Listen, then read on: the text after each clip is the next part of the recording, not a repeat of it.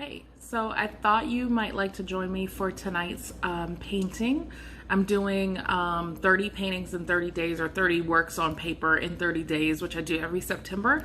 And I have not shared the process before. So since we're in this whole, virtual space, and I'm getting ready for the collage party, I thought that I would try to use collage elements in all of the pieces this month. I don't know if I really will do that, but that's on my mind.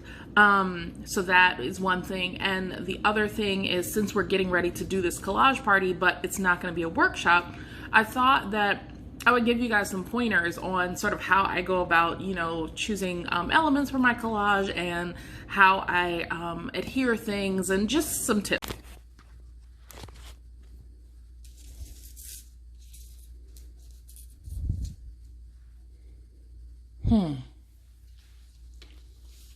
Some other ones are this one, or this one, this one, which I don't really like, but I feel like it's gonna grow on me.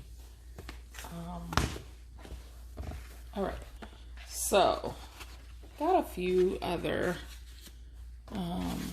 potential backgrounds.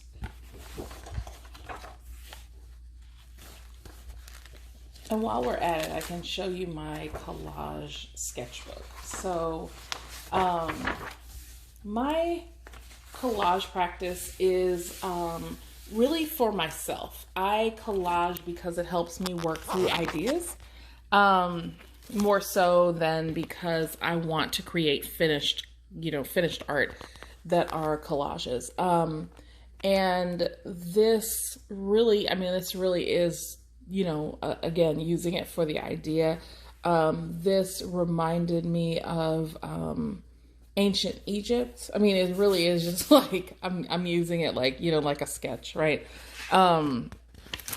So then we have these images that I cut out and I just stick in the book. I think this is an eye. Yeah, I'm really into eyes.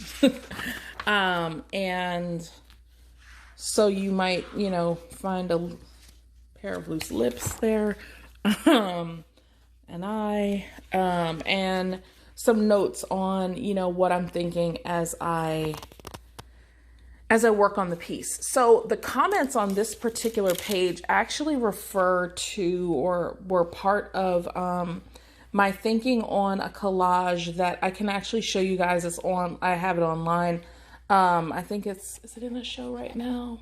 I don't know. Anyway, but the collage is called The Paradox of Patriarchy, or Seeing Myself Through His Eyes. And the title came from this writing that I did as I was making the collage. So apparently I did it on November 13th, 2017. I don't think it was finished on that date, but that's when I was working on it. So the my view is obstructed by the view from his eyes. Self-love is seeing myself as he sees me. It's irony, the paradox of, it's the tale of patriarchy, right? It's the paradox of patriarchy. As we learn to see ourselves through a benevolent lens, that lens is oftentimes of the lens that through which we're viewed by someone who loves us, right? And obviously in heteronormative societies and in heterosexual relationships, the person who loves us most intimately is oftentimes a man, right? We're women, they're men, got it.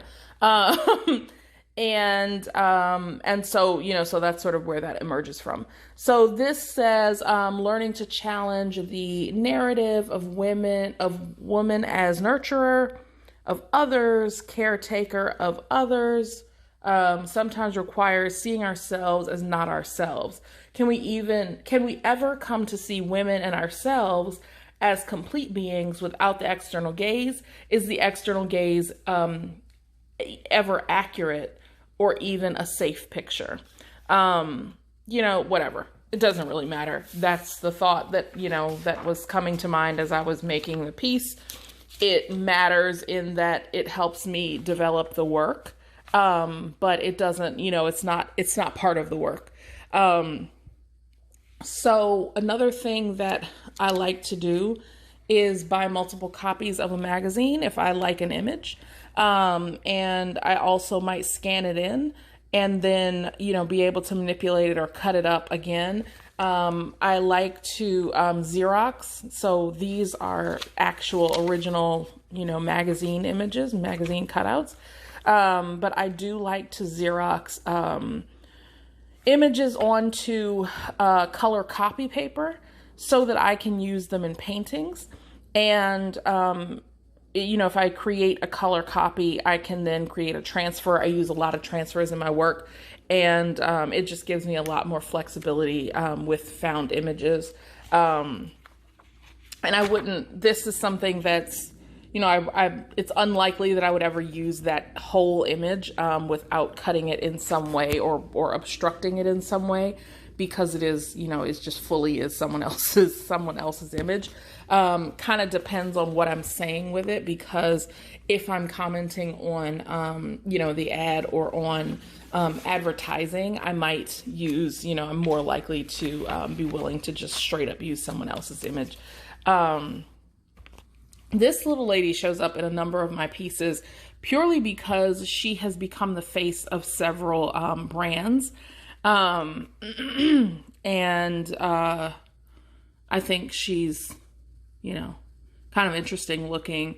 But also she's just, she's around, she's visually stimulating, but she's also available, because she's in so many ads.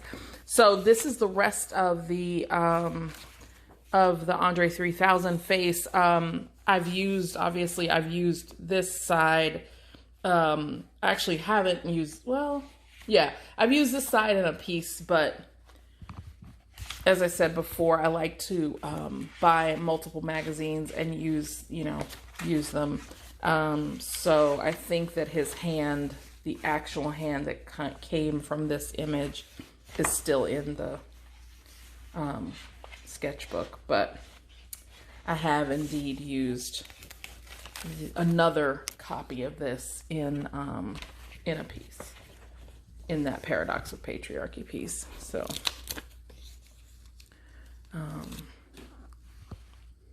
but yeah. Okay, so the other thing, and I talked about this in another video, the reason that I can take these out and stick them around, I kind of treat them like paper dolls. So my mother was a visual artist. Actually, both of my parents were visual artists. My dad used to teach photography. My mom was an illustrator, and she's actually a fashion designer turned illustrator turned painter. My mother her day job was real estate advertising. And so we always had mock-ups in our house. We would have models, built in the house, models of building complexes that she was drawing. We would have, or she would literally build the models. I mean, it was the 80s, so it was a lot more hands-on. But one thing that I learned from her was this idea of mocking everything up. And, it very much is the way that any sort of graphic design, sort of tradition, even within like Photoshop or Illustrator, everyone uses art boards, and, you sort of pin your stuff and then you save it and you move it around and, create that flexibility. So I treat my collage sketchbook very much the same way. I use, what is it called? The brand is Tombow. But I think it's just like removable adhesive. It's just it's a removable adhesive. There are those sticky sort of strips that it's like a tape strip, but it's not permanent.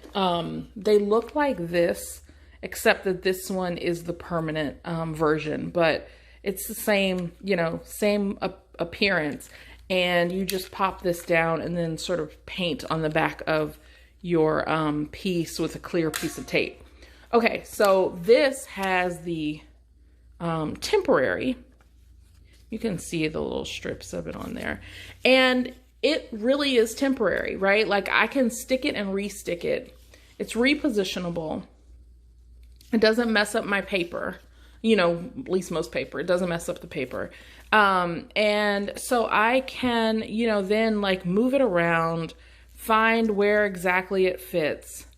And once I'm ready to, put it in place, then I can remove this adhesive just with a kneaded eraser, or really I could not remove it and just put other adhesive down, but but I can remove that, or I can just rub it off really, and then put the permanent adhesive down, or spray it, or do any other permanent adhesion techniques, and put it where I decided it belongs. I love using that, and it's throughout, I use it all the time with any sort of found images. You'll find images stuck all through my journal that I one day plan to use, but I'm just not ready to use yet. All right, so if you run across any of these, just on a personal note, if you run across any images like this, send them to me. And I mean, like, mail them to me. I collect these images. I don't know what it is about this gesture that appeals to me so, but I love it. And I want all of them. I want them all. If you see Black people, tongues out, smiling, usually eyes closed, I love those images. Here's another one. Yeah, send them to me. All right, let's see.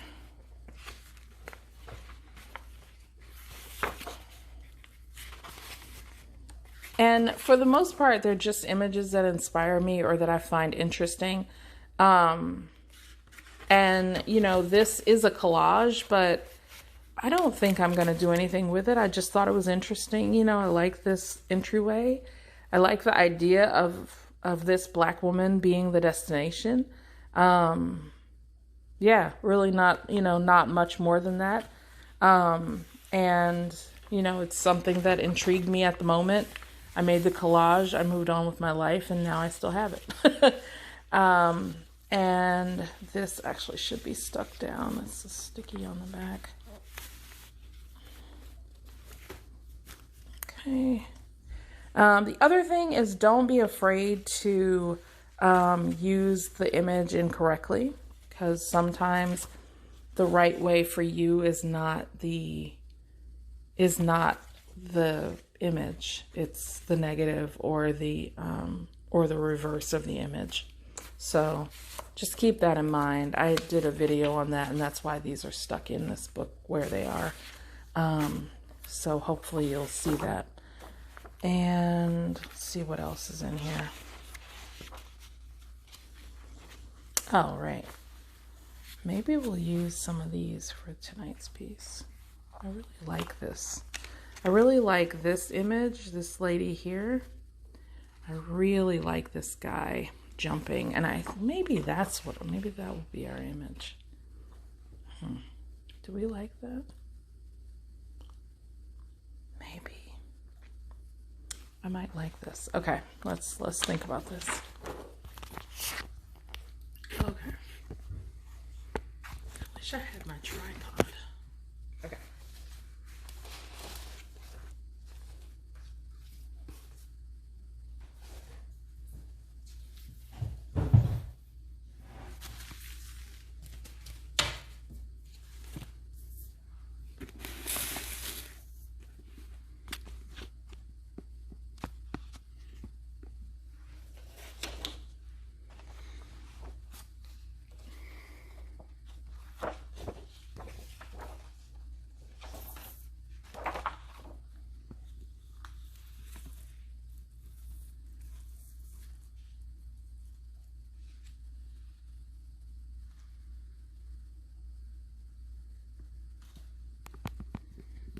I feel like this is like a perfect description of how I feel in today's world. Like, just get me the fuck out of here.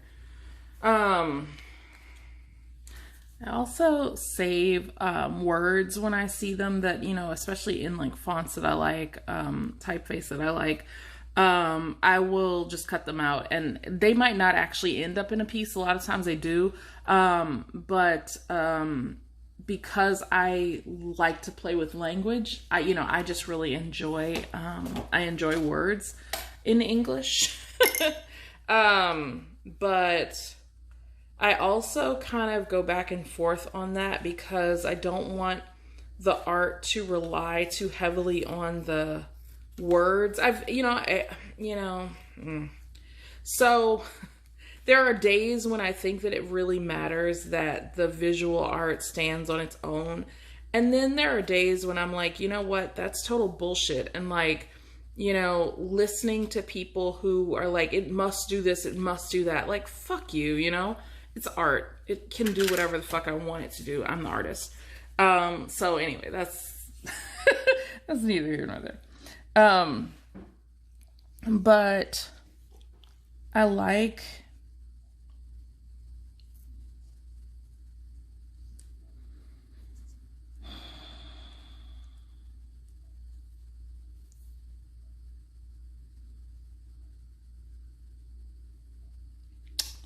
kind of like this.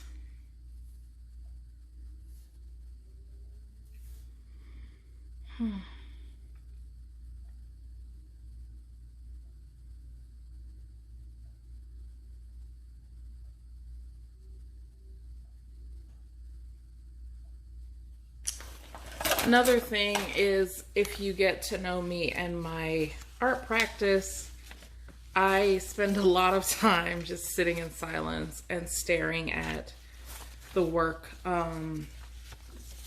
or not even staring at the work, just staring. It's how I process, what I'm doing and the impact it's making, and whether it's making the impact I want it to make. Whether it matters if if it's making the impact I want it to make, because sometimes it doesn't. I mean, that sounds so crazy, right? But the reality is that art is not really about the artist. Isn't that a weird thing to say? But it's really not. We're really conduits for a story, and sometimes those stories are not ours. In fact, I think often those stories are not ours, and we're really not, we shouldn't be allowed to become too sort of tied up in, I don't even know how to say it. My mom always was, hesitant about anytime an artist gets too sort of precious about the work. I think, it's really dangerous. But even more than that, she really discouraged me from getting to thinking thinking the work is about me, right? Like the art, it's so hard to describe, but artists, true artists, right, are really called to be a part of something that's bigger than themselves. I really believe that. I really believe that. And that means that an artist has to be willing to let the work do what it needs to do, regardless of what the artist believes it should do or what they want it to do. The work generally, I mean, this is kind of woo-woo and kind of, I don't know. I know that people won't like this, but like the work really will begin to tell you what it needs. It is not, the work is not worried about you. I mean, and that sounds silly, but like, it really isn't. The work does not, not that it doesn't care at all about you, but it doesn't really. Like the work is like, listen, I need somebody to get the shit done. All right. You got paints. I got a story to tell. Let's do it. That's how work is, right? Like work is just trying to get its stuff out. Artists can get so tied up in the idea of being the artist, that they get lost in the fucking sauce of their own work. Like, dude, just make the work, you know? You hear all this bullshit about, oh, I'm blocked. There's no, let me not even get into that. So I don't believe in creative block. I just don't believe in it. I'm a creative block atheist. I think it's fucking bullshit. And I think that artists need to stop navel gazing and realize that work isn't even about them. Just make the work. Do what you're supposed to do. Your job is to be an artist. You gotta be an artist. And I know that people don't like that for a lot of reasons. I know that there are people who really do believe that they have been creatively blocked, and so don't like when I say that. I know why they feel that way, and I know that it feels real. I do. I agree with that. I think it does feel real. But I think a lot of things that aren't real feel real. And sometimes we've got to be we've got to be the big boy or whatever, pull up your big girl panties type of thing and say, you know what, this is not real. I can and should continue making work. I can and should ignore whether it's quote unquote good, because who the fuck knows? My job is to make art because I'm an artist. I keep calling myself an artist, so I have to make art. Now, am I the one who can tell you that your creative block isn't real? Nope, sure can't. But I can tell you I don't believe in it, and if you're allowing yourself to be defined by being blocked, you should probably get a new identity. I just think, I think it's a crutch that we rely on. And I say we, I actually don't think that many artists, I think that a lot of artists use the term creative block or like painter's block or, writer's block or whatever. But I really think that like the more serious you are about your work, the less you believe in the block. Like you might not be making good work, and that's a kind of block, but largely not making good work is because you are holding yourself back, because you have an idea of what the work is supposed to be, and just haven't let, basically you haven't let yourself fail enough times in a row to succeed. Because art is a weird thing. It's one of those things where it's hard to even explain how you get from the bad to the good, and like what even is the good, and how do you know when, how do you know it when you see it if you haven't seen it before, and blah, blah, blah, blah. And yeah, it's all of those things, right? It's all of those things. It's something that, it's kind of something out of nothing. And let's see if we can get this right. Okay. So this is what I'm doing now. I'm trying to figure out where this fits, because I believe that this is another one of the backgrounds that I made this morning. And I call them backgrounds. They're not really backgrounds, but whatever. In this case, it's going to be a background. So I'm trying to figure out where he connects to this. And I think that he connects, I think that he connects this way.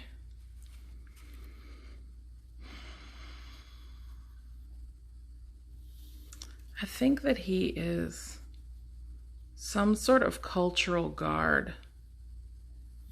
He's like holding the people. He's holding the people sort of as they should be, or as he, in the traditional way. And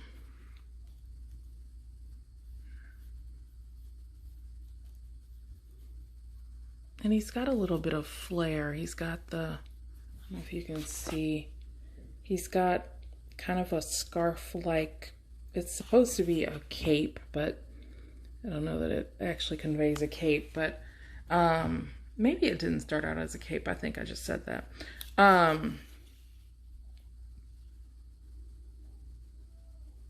Yeah, I kind of like that. I kind of like that. Yeah, I think I like that. Okay, so we've got that in place, and let's find our guy. Oops, sorry.